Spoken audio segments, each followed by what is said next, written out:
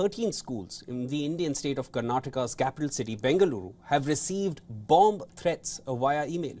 This has forced authorities to evacuate the students over security concerns. The anti-sabotage and bomb squads of the city police are now on checks in these schools. The email threats are on similar lines to those received in multiple schools back in 2022.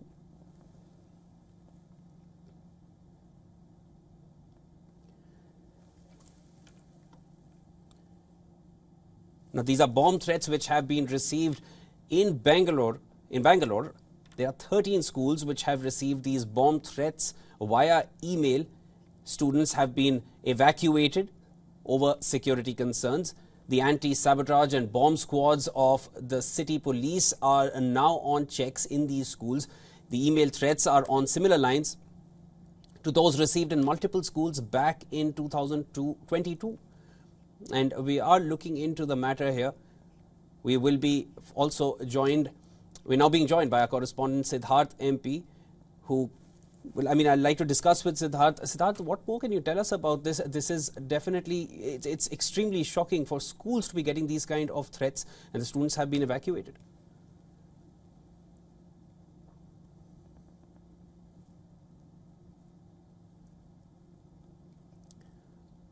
There seems to be some kind of lag in the audio. We would like to come back to Siddharth MP, who's our correspondent, who will be joining in shortly to share more details on this. Just to repeat to our viewers, there has been a bomb threat in Bengaluru. This is the capital city of India's Karnataka state. 13 schools have received bomb threats via email, and this has forced authorities to evacuate students over security concerns. Now, authorities have kicked into action. The anti-sabotage and bomb squads of the city police are now on rounds. And we've just got a further update. It's not 13, it's 15 schools which have received this kind of a threat. It's a bomb threat, and bomb squads in the city have kicked into action already. Students have been evacuated, and this is a very, very serious threat which has been made. This is all happening in the capital city of Bengaluru, capital city of Karnataka, which is Bengaluru. And the threats are very much similar to the ones seen back in 2022.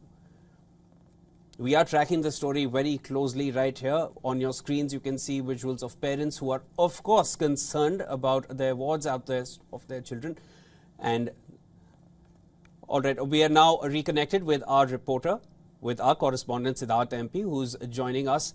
Siddharth, tell us more about what we know about this so far. 15 schools receiving bomb threats. What exactly, is there any more information on where it has come from? Anybody else taking responsibility for it?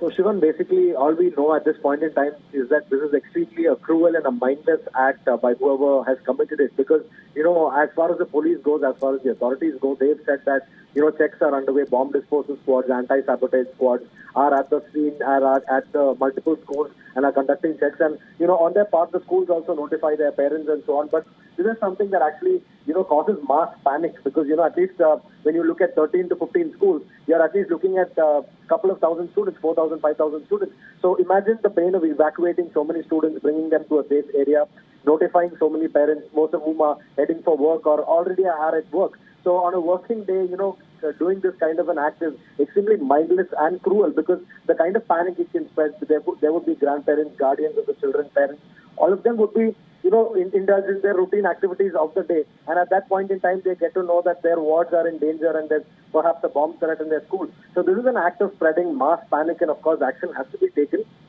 But at this point in time, we can only say that it will take time to trace it out because this is most likely an incident of cybercrime, because as far as the authorities go, they say this is a hoax and there's nothing to worry. But at the same time, this is a serious cybercrime incident because, obviously the email originating from some IP address would have to be tracked down, and, they'll have to also see if this IP address per se was masked or was it an original IP address, or whether they were using VPNs or something like that to bypass the traditional means of sending an email. So one would have to look at all of that to ascertain, who is behind such an act. And, as you rightly pointed out some time back, there is precedent for this kind of incident in Bengaluru and in several other metropolitan cities. So in Chennai as well, there have been such incidences. There have been cases where people, make phone calls to the chief minister's residence or a railway station and, let them know that there's a bomb, and it causes mass panic and hysteria. And then obviously the bomb squads and anti-sabotage squads send over there, and then they conduct their checks and they find out it's a hoax. So there are two things that happen simultaneously. One, there's the cybercrime and, the police forensics team that does the effort to, digitally trace this call or this email and find out where it's come from. That's one. And in tandem, there's also the checks that happen to ascertain that there's no real threat on the ground. And of course, the students also have to be evacuated. So, of course, it would be kind of a panic-like situation for the authorities to manage this. Siddharth, stay with us. Of course, we will rather come back to you for more details. There are chances that this remains a hoax, but of course, one can never be sure until it's completely diagnosed. These emails came from anonymous sources, and one of the schools which has been threatened with this kind of a bomb threat is right opposite the Karnataka Deputy Chief Minister's residence as well. So there is a major threat, but there are high chances that it remains a hoax. Of course, authorities are in action to diagnose the entire situation.